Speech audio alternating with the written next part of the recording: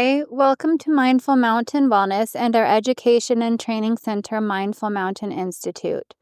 My name is Anna Hallows. I am the founder of Mindful Mountain Wellness, and today's podcast is episode 2, Learning to Set Healthy Boundaries. Boundaries are so important in order to maintain healthy relationships. So this lesson is going to teach skills to learn what healthy boundaries are, and how to establish clear and healthy boundaries to define who you are and what you want out of life clearly. Boundaries include communication, knowing how and when to apologize or ask for forgiveness, being truthful to yourself and others, accepting accountability without blaming someone else, or settling for shame, guilt, and disappointment. It is assertiveness in knowing and asking for what you need and what you want in your relationships, in your career, and in your world. This lesson is an interactive course, so make sure that you have a journal and a quiet, peaceful place to practice mindfully. Now, you'll be asked to pause to complete the mindfulness and journaling exercise. Okay, so this lesson, we will start to explore awareness of physical boundaries. So physical boundaries refer to your personal space. This includes how close you sit to someone or stand when speaking, how you protect your body, letting people know you are not a hugger, for example, and your physical environment, setting standards such as, I do not allow alcohol in my home. It also includes voicing your needs, establishing boundaries on a first date, or, as a teenager, not allowing people into your room when you're not there. So we can create clear expectations about what our boundaries are to others, and it can prevent conflict in relationships once we know how to ask for and establish those clear boundaries. So although we have set a boundary, this does not mean we do not want those people in our life. It just simply means that we want others to respect our boundaries.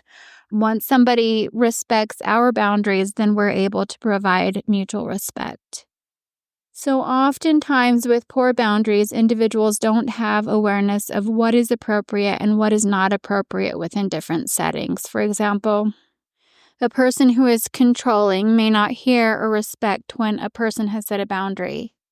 Controllers oftentimes will bulldoze right through your personal space, aggressively manipulating and violating your boundaries. If controllers cannot control you, they may control the way others see you. So this is a narcissistic abuse. This happens within family systems and social systems sometimes. In a hierarchy, when individuals use that type of mob mentality to control the whole system, they oftentimes scapegoat any individual that does not align with their master plan.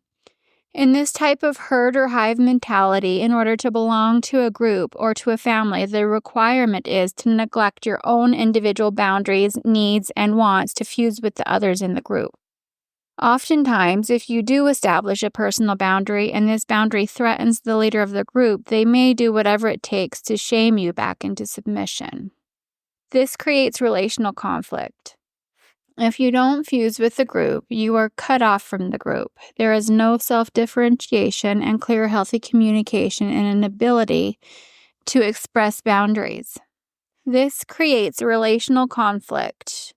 There is no self-differentiation and clear, healthy communication and an ability to express a boundary. This creates a host environment of issues such as shame, secrecy, lack of motivation, passive aggressiveness, sexual concerns, addictive behaviors, learned helplessness, and traumatic response. So as parents, we may not realize we are using this controlling behavior with our children. We simply parent the way we were parented, even when the intention is to respect our children's choices, hopes, and dreams and needs. We can unintentionally bulldoze right through them. This is when mindfulness is imperative. We need to be aware and respect our children's boundaries as well. So when you can't quite understand why your teenager doesn't want you in their room, or listening to their conversations with their friends, it's because they are trying to establish their own boundaries of self-control and safety. As parents, this may set off an alarm, having you wonder what they are hiding, creating a cycle of mistrust.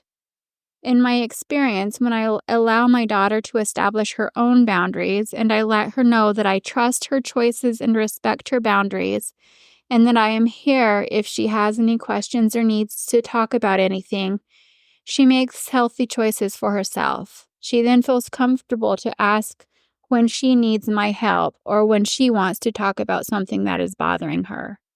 Part of learning autonomy is understanding agency and then being accountable for your own feelings, emotions, and choices. So this is a 15-minute mindfulness exercise.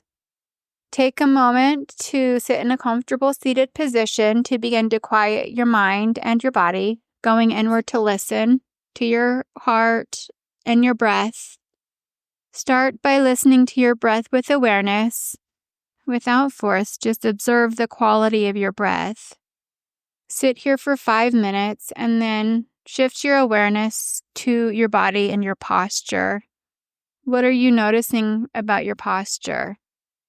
Intentionally ground the soles of your feet into the earth. Sit tall in your chair with your shoulders rotating back and down. Lift your chin slightly and elongate your spine in a natural and comfortable effort. Once your posture feels dignified and confident, go back to your breath and simply listen to your breath. And you can go ahead and pause, focusing on your breath and your posture and simply listening to your mind and any emotions that surface for the next 5 or 10 minutes. Journal prompt. So in today's journal prompt, create clear expectations, write 10 sentences using these statements, starting with, I can show my responsibility to you by, and then complete the sentence. The responsibility I have for myself is, and then complete the sentence. And try to come up with 10 different sentences. Go ahead and put the podcast on pause to complete the journal prompt. And real world experience. So this week, notice your physical boundaries you have in place. Notice how you ask others to respect your personal space. What does this look like? How does this make you feel when someone violates your personal space? How do you ask them to respect your personal space? What does it feel like when you ask someone to respect your personal space? Are you able to remain calm and confident when you ask someone to respect your personal space? Or do you find yourself being passive-aggressive, not quite sure how to ask for what you need? If this is the case, what can you do to increase your ability to define, set, and maintain clear boundaries? Practice this throughout the week. Enjoy these questions and this mindfulness exercise and thinking about this week, your physical boundaries that you have in place and how do you define, set, and maintain these clear boundaries. And I will see you next week for episode 3 in learning to establish clear and healthy boundaries.